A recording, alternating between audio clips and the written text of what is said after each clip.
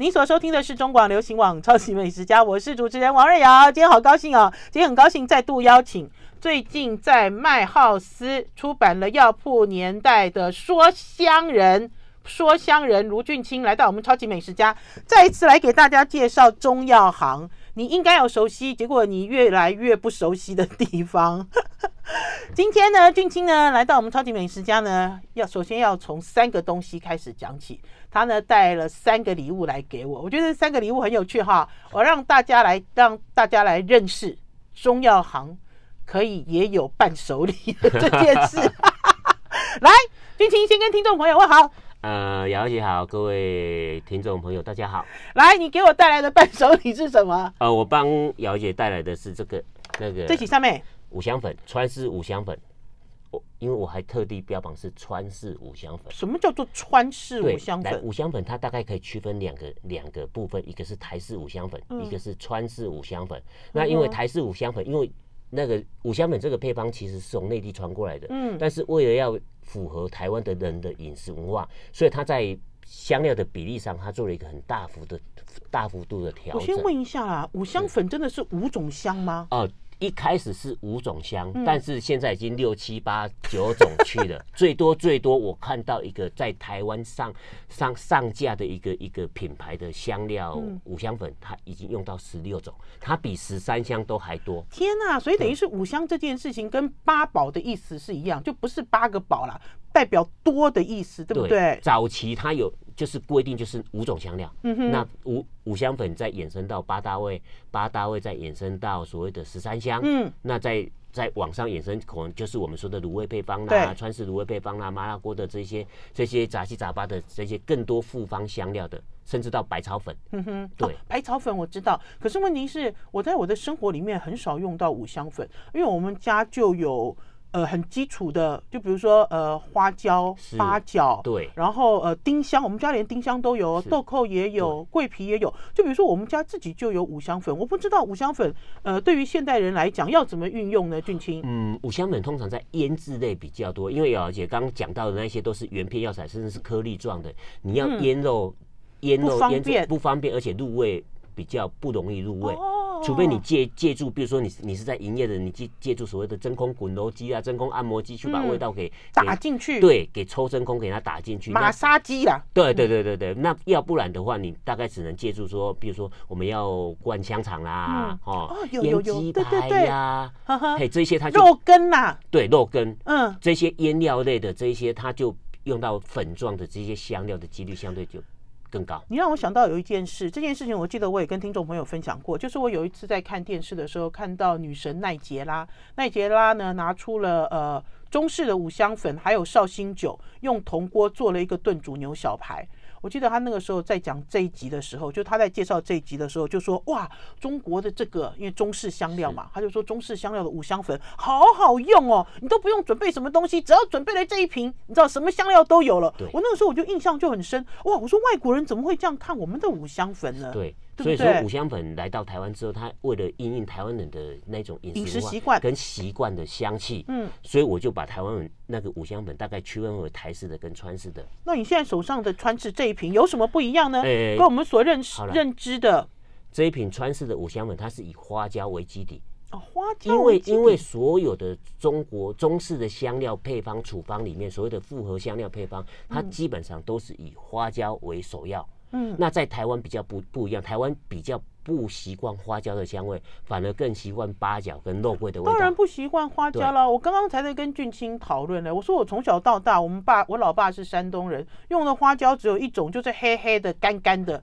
然后不知道为什么最近这应该有10年、20年了吧？大概这10来年。这10来年的时候，才发现有什么大红袍，除了大红袍之外，还有其他的什么青花椒、藤椒，甚至还有新鲜的花椒。对于我来讲，从小到大，花椒就只有一种啊。对，那因为在这10年呢，这10来年有花椒那么多的品相出现，应该是归功于麻辣火锅的兴起。哦，对麻辣火锅的兴起，因为它是麻辣火锅很重要的一个材料嘛，因为它麻就站在第一个位置嘛。对啊，我就讲说什么大红袍，我听也都没听过，从小就是黑的，哪有什么红色？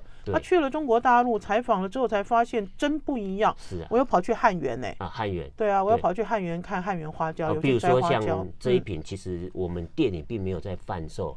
你们为什么不贩售？为什么没有招牌跟 logo？ 我就觉得好奇怪哦。那这一瓶是因为除了这本书在签书会要送的。这一瓶因为它特别的地方在于说，它的花椒就是用汉源花椒啊，真的。这个是我上次跟大雄去汉源的时候从那边带回来的。我们来聊一下汉源花椒了。我知道汉源花椒非常有名，是因为它叫贡椒。对，它长期以来它其实就是上贡的一个材料。没错。可是也有人送给我汉源花椒，可是对我来讲，它就是一个颜色比较不太一样，不是大红袍的红哦，是另外一种红的红花椒。它的红会比较更贴近紫色，暗紫红色的啦。对，但是它是所谓的南鹿胶体系，所以你闻到，如果是你闻到真正的汉源花椒，如果它的香气正足的话，你会闻到所谓的柳丁的味道。柳丁味。对，那你闻到，如果说你是拿到大红袍，所谓的汶川茂县的花椒，对，你闻到的应该是橘子的味道。柳丁跟橘子有差吗？它有一点点柳丁味跟橘子味，我要先辨识一下柳丁味跟橘子味。听众朋友，柳丁味跟橘子味，好，我把它记下来。然后呢，那比如说你闻到了青花椒，它就带有柠檬的香味。那这个比较容易辨识，甚至莱姆的香味。还有听众朋友知道花椒是什么吗？花椒其实就是果实啊。对不对？对，我们其实大部分在台湾看到的花椒都是干燥的，然后甚至都可以看到好像中空只有一个皮的一个状态。对，因为它过成熟，是不是？对，所以其实花椒就是一个果实，没错。所以大家就可以透过这个来辨识。对，所以你现在比如说你这个新书发表会准备要送给听众朋友，我觉得应该也是试水温啦，对不对？有可能是你哥哥顺昌中药行的新商品，有可能，对不对？有一点困难是在于说，比如说我如果要标榜原产地的话，基本上我肯定要每年要跑汉源，可是很贵耶，汉源花椒好贵。因为像这一个当时候大雄在那边收购1公斤大概要1500块台币。1500块台币，所以等于是我即使人到了汉源，我要买汉源花椒。也不一定是真的，对不对？还是说它有筛选的次级品？基本上，我记得我那年没有那么贵，可是也好几百块。去年因为去年在收成前，它又下了大雪，又下了大雨，所以就特别的贵。但是红花椒这几年它一直往上去飙涨。那再来就是里面用的所谓的桂皮肉桂，我用的是北越的青化桂。有什么不一样？青化比如说我们桂皮，假设你在中药房买的普通的桂皮1台斤可能是100、200，那这个我从那个上游的盘商那边拿的北越的青化桂，它1公斤要将近5000块，哇，成本。等一下，可是问题是我想要知道，大家在讲桂皮的时候，都会告诉你说这是几年几百年，不是年份的问题哦，其实是产地的问题，对，产地的问题，所以不要被大小给迷惑，是不是？对，没错。产地跟它的油脂，它的油脂含量越高的话，它品质越好。真的？对，它又有区分所谓的红油跟黄油这件事情。我可以偷闻一下吗？可以啊。可是，在偷闻的时候，我们要先休息一下，进一段广告。因为呢，这一瓶是不一样，闻起来不像五香粉，因为这一瓶跟台式五香粉不一样。我们等一下会让俊清告诉大家，川式的五香粉到底要怎么使用呢？休息一下再回来哦。味道不一样因为我把花椒当做一个我给大家看，我把花椒把它放在首位，所以那个汉源花椒的比例相对比较高。汉源花椒是柳丁，是柳丁，对。不是，我很怕我太用力闻那个粉会都弄起来呛。不会啦，五香粉其实还不太呛。可是跟我们台式的味道差蛮多的。好，来，差非常多。好来，因为它的，因为等一下会拍到你。好来，起头不一样，来。第二段6分半哦。好，来3、2。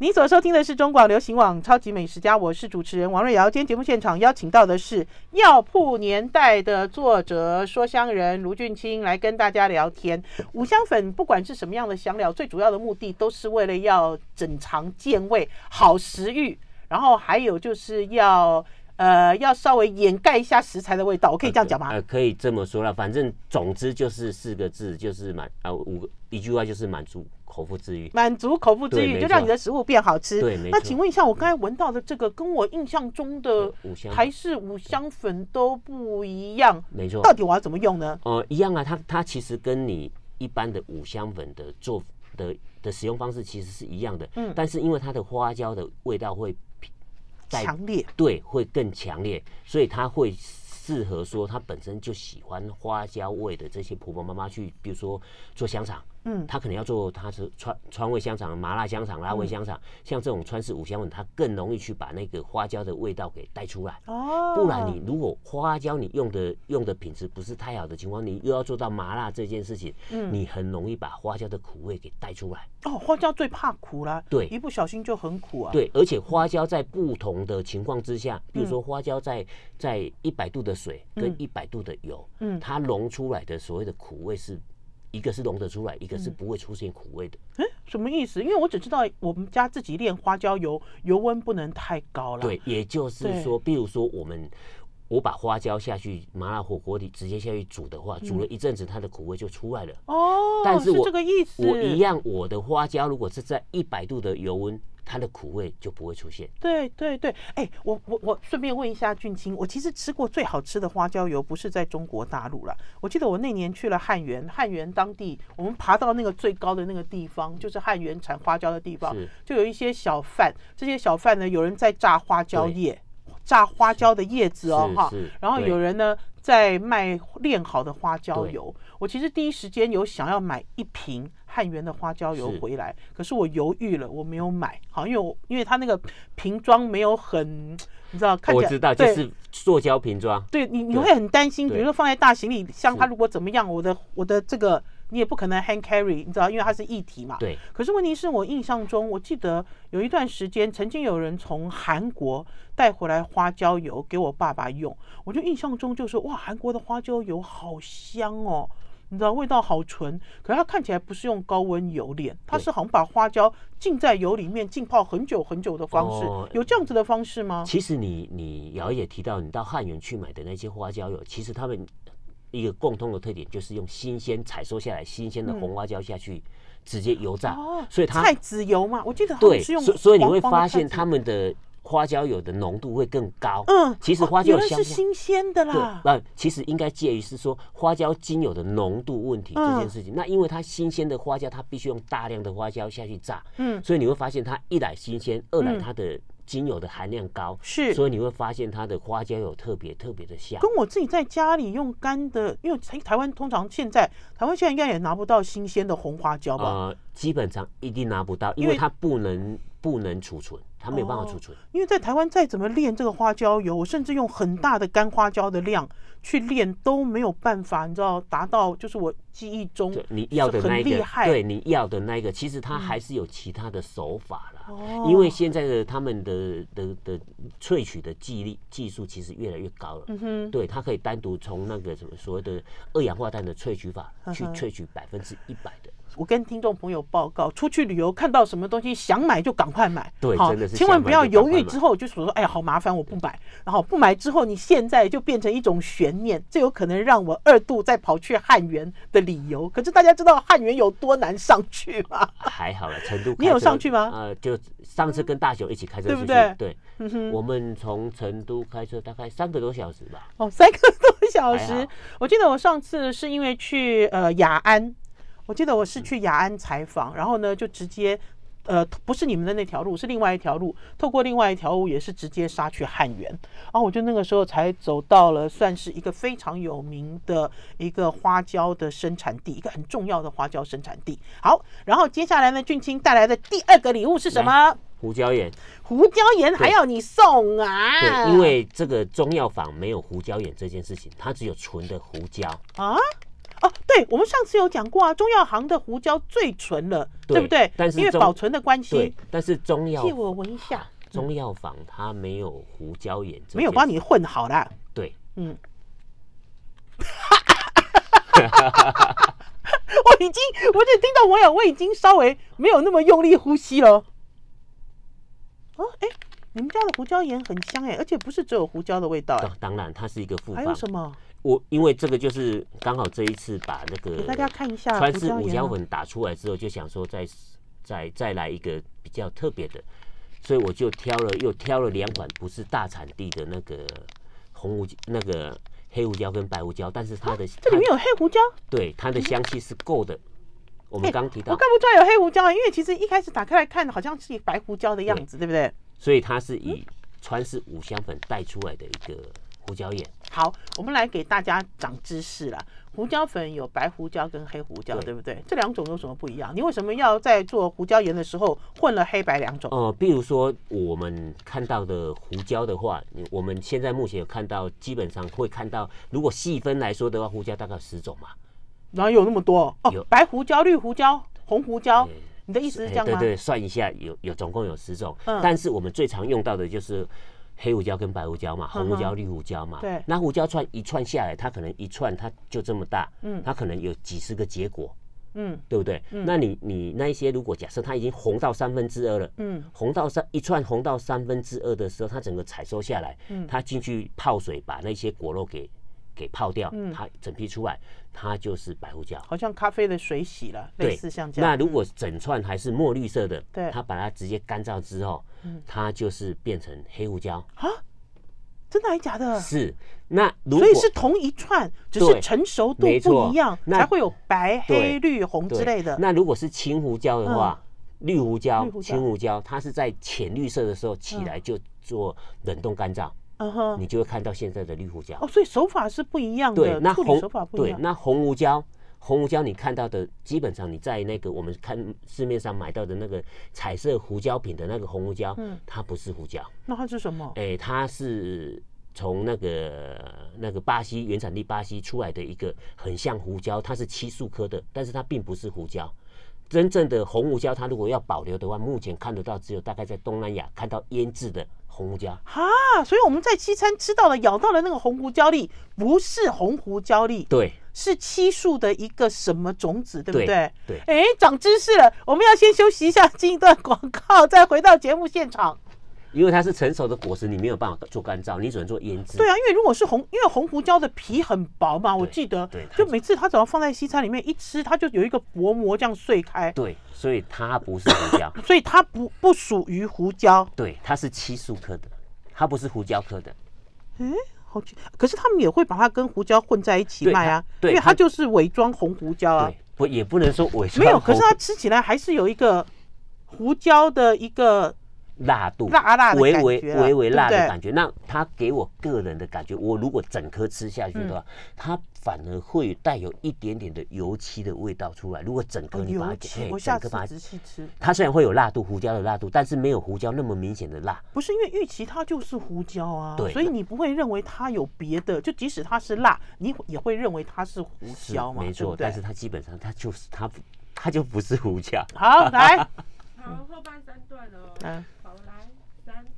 你所收听的是中广流行网超级美食家，我是主持人王瑞瑶。我们今天邀请到的是药铺年代的作者卢俊卿，来跟大家聊聊台湾的中药行。然后你就会发现，其实中药行离你的距离很近，你都没有好好的运用中药行。他今天给我带来了3样礼物。第一样礼物呢，就是川式的五香粉；第二样礼物就是胡椒盐。胡椒盐是你哥哥顺昌中药行的商品吗？也没有，目前还不是。哎呦，你怎么搞的啦？不是这个这个说来真的是话比较。我们在上一集的时候不是有讲到吗？你们家的顺昌就是因为把中药移进了厨房，这些全部都变成香料，对，但是我们才有活路可以走啊。但是我们家目前的主力商品不在这边，是什么？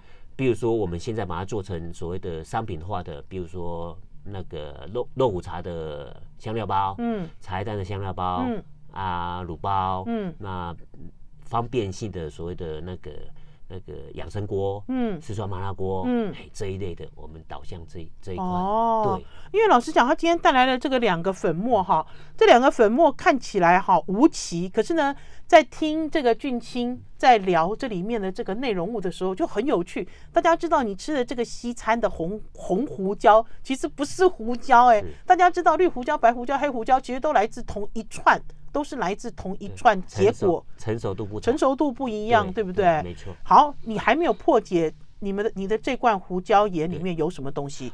这罐胡椒盐它基本上以黑胡椒为基底，但是我本身又不太喜欢单一的黑胡椒，所以我搭了白胡椒。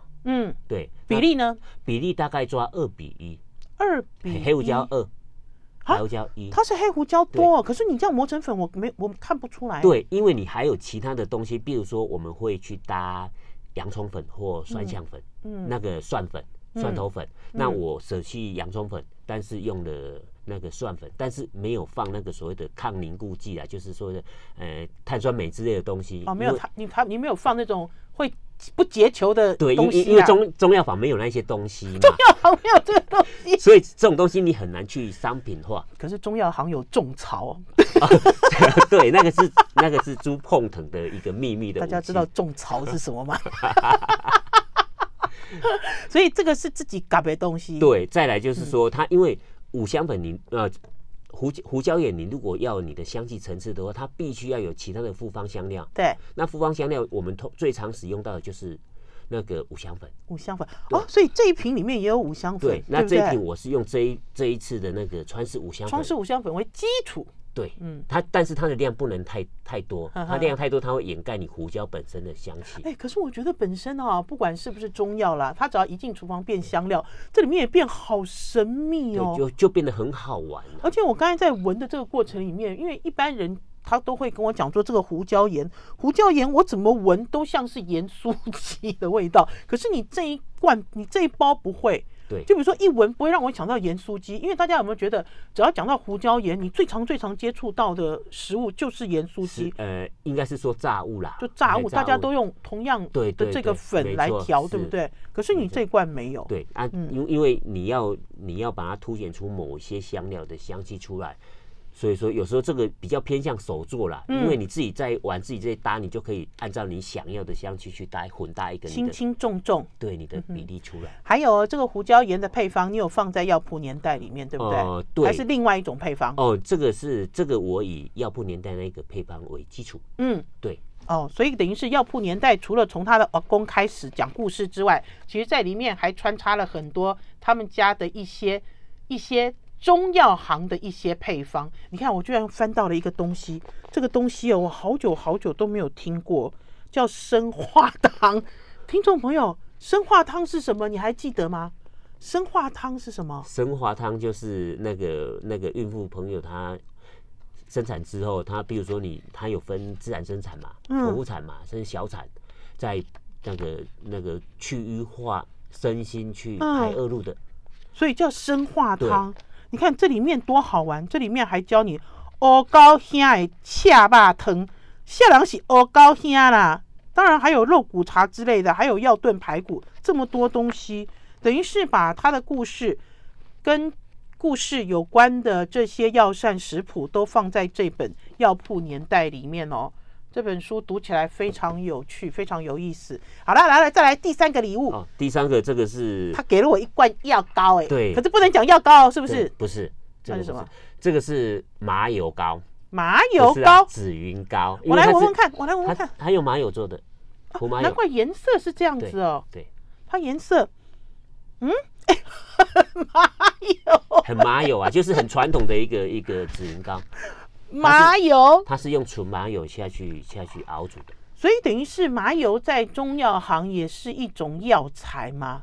黑芝麻是，对，但是麻油不是，麻油是处于厨房里面在使用，但是把黑芝麻榨成胡麻油之后就可以拿到厨房去了，也没错。因为其实上一集邀请了卢俊卿来到我们超级美食家的时候，听众朋友可以听到他在言谈之中有发出 SOS 的一些求救讯号，然后我也才知道，你说是药事法通过，对不对？对。药事法通过之后，其实是一步在紧缩台湾的中药行的生计。那所以呢，这些中药行要想办法，他们要走出他们自己。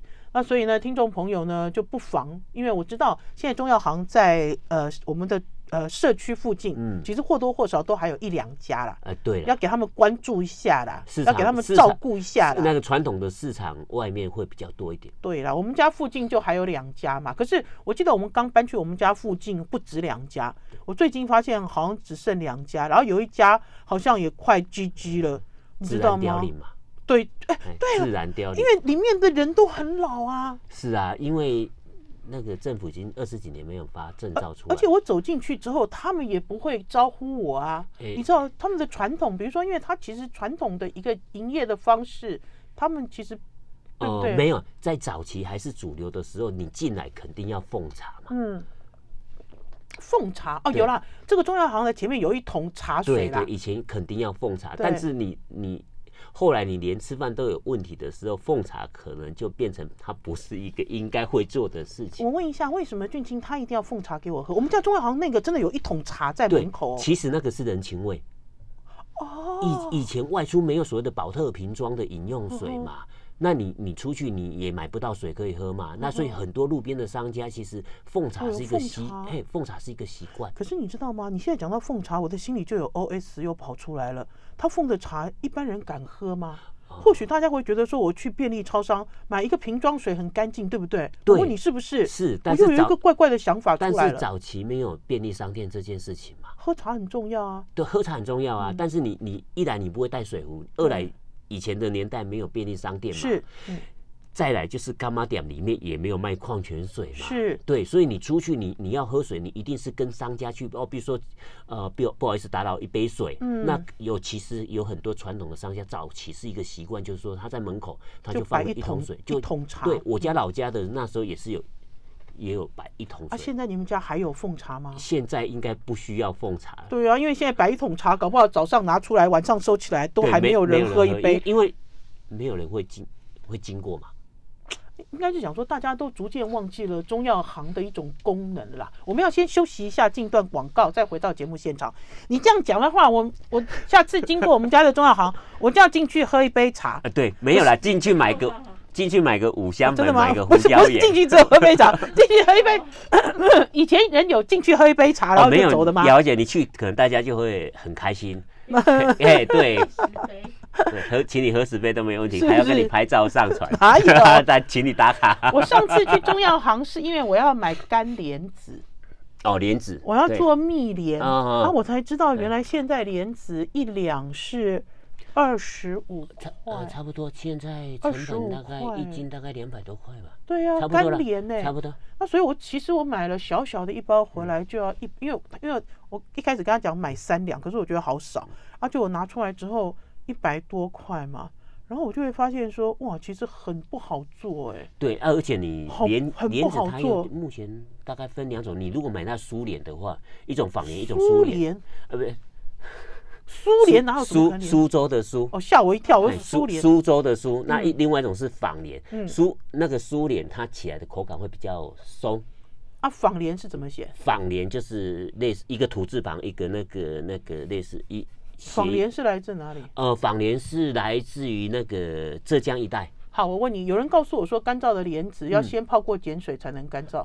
有这样的讲法，你有听过吗？没有这件事情。他说，其实煮起来莲子一下就软了。对。可是我那天蒸半天都没有软啊。那恭喜你，你买到的不是泡到。可是你有听过这样的讲法？没有，其实我们没有。对啊，我觉得不合逻辑啊。因为就我们的经验，其实是那2种莲子，苏莲它本身它的松散度比较好，它在煮的过程，你在松的时候时间会比较快。那仿莲它个头比较小，那比较硬，对，比较硬，所以它煮的时候。可是生鲜的有泡过碱水的，我有买过，在市场上。但是现在它是一种半透明的，对，你知道吗？那一种你可能就要找那种它现场剥给你的那一种，应该眼睛可以辨识了，因为其实相差很多。这个新鲜的倒没有太大的经验了，这个反而应该是种那个荷花的这一块藕蓉，它因为我来确定，因为我一直有人跟我讲，我一直以为干的有。来，好，2到7分钟哦。好，来3、2。您所收听的是中广流行网超级美食家，我是主持人王瑞瑶。今天在节目现场邀请到最近在麦浩斯出版了《药铺年代》，再一次来到我们超级美食家的说香人卢俊卿，来聊一下他们家从顺安到顺昌中药行的故事。刚刚其实已经点到了奉茶了哈，就比如说大家就可以知道，在早期的时候，中药行是一个人很多的地方，对不对？来来往往啦，来来往往嘛，大家会去喝茶，大家要去买一些东西。在这里面呢，其实一开始是从民国25年，从你阿公的那个年代说起。你跟你阿公有交集过吗？有，到我国中3年级，因为我以前在老药铺，其实你房间没有那么多嘛，对不对？那阿公一定是住在前堂的隔板后面那一个主要的卧房嘛，那再来就是我们小朋友的地方嘛。因为有人叫他看店很快啊，对不对？对，那其实我跟他的交集就大概到15岁以前。那其实药铺是一个，在早期比 Seven 还要 Seven 的一个行业。形容一下你在小的时候怎么看药铺？小时候人来人往。其实小时候印象最深的就是说，你出去你都不用介绍你家在做什么，大家都知道你家在做什么。他们怎么叫你啊？卢家老二？不是，你出去即便通通不认识的人，他都知道你家在做什么啊？因为你身上会有一股药味。真的？对。那现在出去身上就有一股香料味，所以以前出去通通不用自我介绍。大家都知道你家里是做什么。对，那早期是，我觉得药铺这一块，我在看药铺这一块是比以前的 Seven， 比现在的 Seven 还要再 Seven。对，因为什么？它服务的范围太广了，它到生老病死。你阿公会出诊吗？他们早期会出诊，早期，但是到我爸那一个年代之后。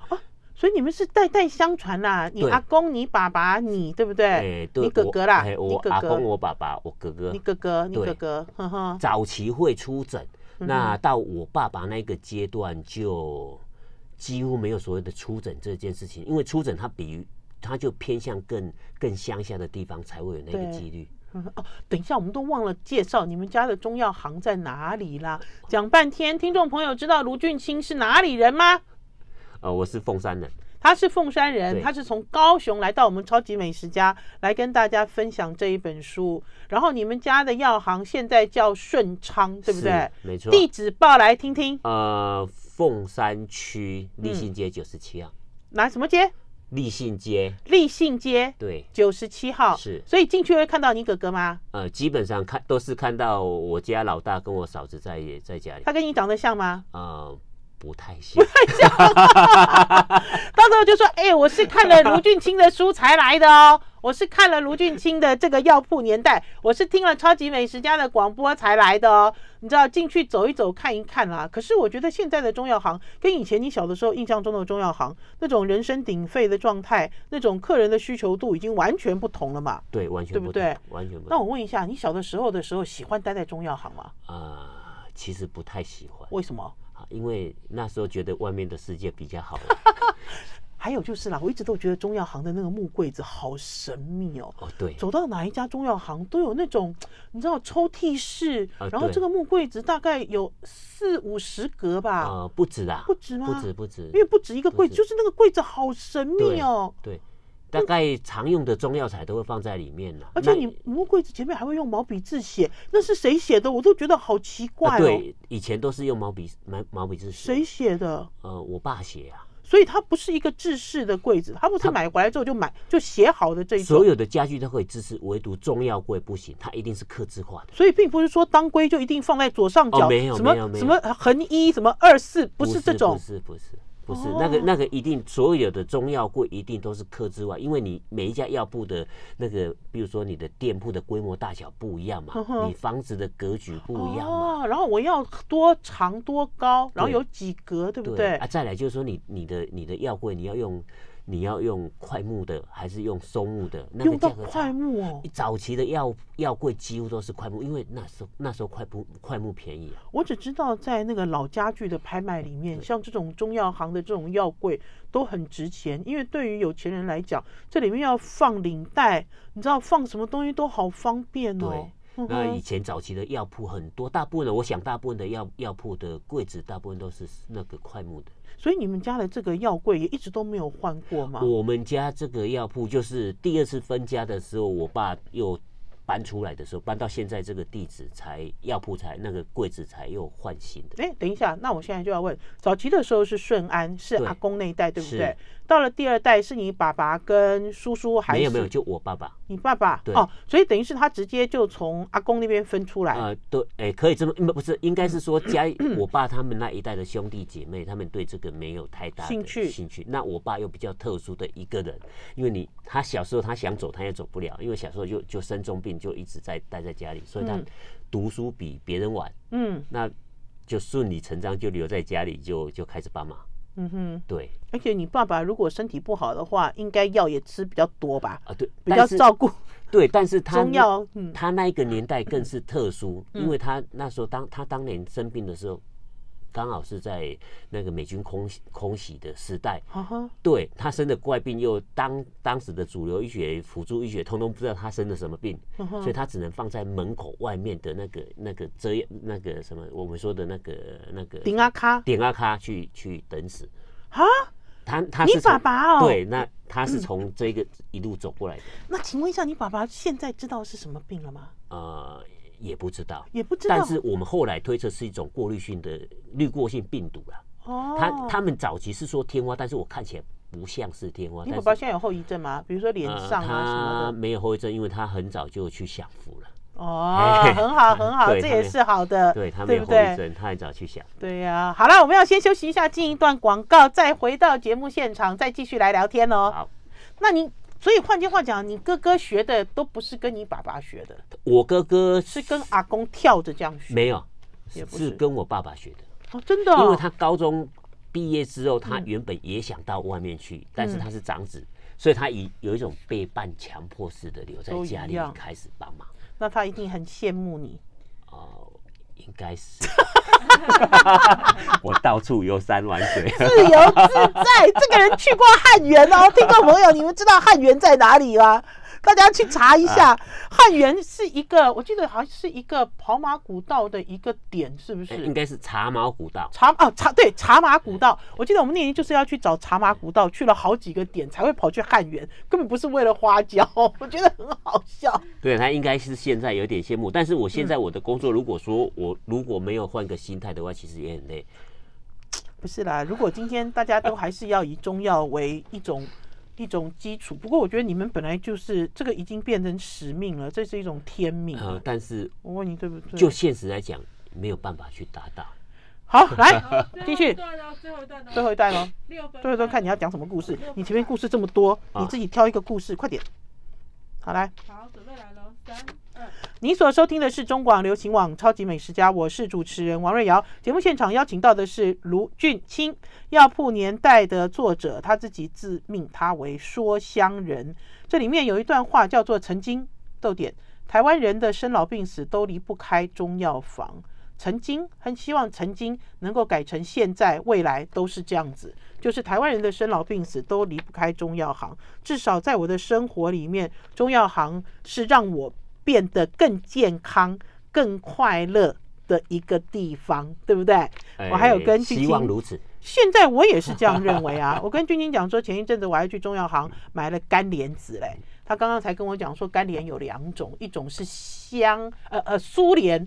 我想说苏莲有产莲子哦，这么高尾巴，这么高的海拔，这么高的纬度。他说不是，是苏州的苏，对，还有一个叫做仿莲，有2种，苏莲是比较好的啦。那个是品种的问题，品种问题。好，我们来让俊卿来说故事，因为呢，他来我们超级美食家，这是第2次了。我希望他下次从高雄来台北，如果有空的话，能够再来跟大家聊天，因为中药房的故事好多，不光是药材的故事，不光是里面人来人去的故事，对不对？对，其实里面比较有感的，比如说姚姐讲的那一句话，曾经嘛，台湾人的生老病死，其实里面就谈到一篇，就是药铺曾经辉煌过，所谓的曾经辉煌过是说，我把它比喻比现在的 7 都还要的 7， 因为它真的服务到台湾没有一个行业，它能够从一个人的生老病死完全涵盖到，因为即便是连现在的教学医院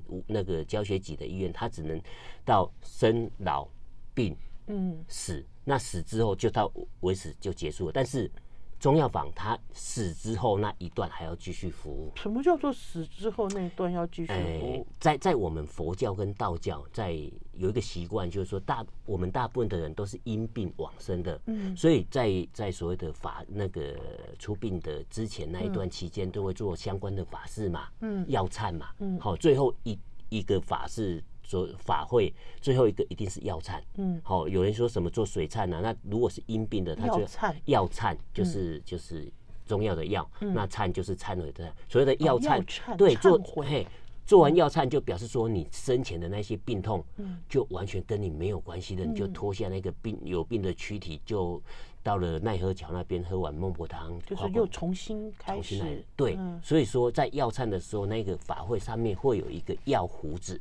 不是，难怪你这里面还写到哈，我念一些东西给听众朋友听啦。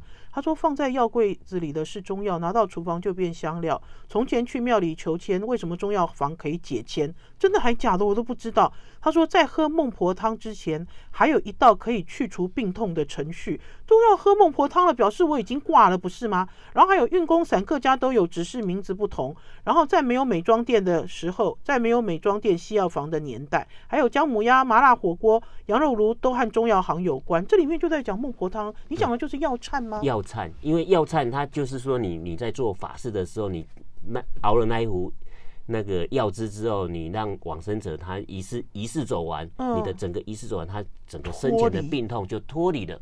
那去奈何桥喝过孟婆汤之后，你就可以到西方极乐世界，甚至到所谓的天堂去了。你想去哪都可以了。对对对，所以那个药壶里面熬的药是什么药？可是那是什么药呢？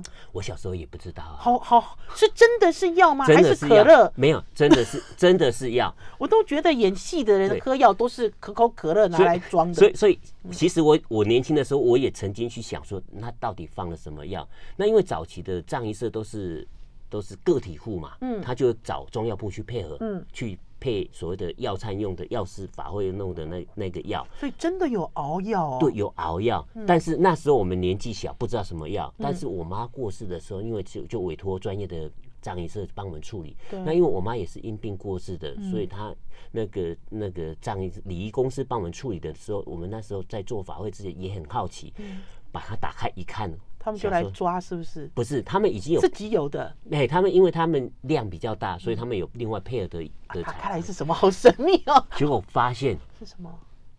是四物汤。是四物汤。后来变成是一个有的概念，但是这个又衍生到最后一个一段，就是说，其实我妈在做在对年的时候，就是过世就是周年，我们还要再做一个法事，叫做对年呀，对年，对年，对那。期间的一小段时间，我妹就不断的梦到说，我爸他也要求要做那个药忏，因为我爸已经过世10几年了，因为你爸爸从小就是病痛缠身嘛，对不对？我爸过世，那时候也做过药忏，但是我们不知道药壶那个是什么药。对，后来我妈要做对你那个法会的时候，我们就直杯让我爸自己去挑药方，十全大补。后来他挑了一个。那个药方是什么？里面书上有写秘密，就是真的针对他过世的病因，他自己挑了一个药方。真的吗？对，因为我想说，大部分的药餐用的是四物，要说我要多一点，就是十全大补。不是，它是真的一个治病的药方。哈哈，这个其实也是让往生者还有让生者，你知道，大家心里都很好过的一个仪式。对，没错。可是大家有注意到这个药忏吗？我现在就在想因为我爸爸是用基督教的形式，我的阿嬷有药，你看，就比如说在面对这个的时候，我们大家都没有很细心，对不对？忽略掉了。对啊，都没有很细心去想这件事。好啦，听众朋友，赶快你知道找一下你们家附近的中药行在哪里，然后先想一想你自己的需求，就会发现说你一年四季都少不了要进中药行，不管是进补，不管是养生也好，我们大家一起。不要让这样子的行业从我们的生活中消失。谢谢俊卿来到我们超级美食家，下次再来聊天。谢谢姚姐，谢谢大家，拜拜。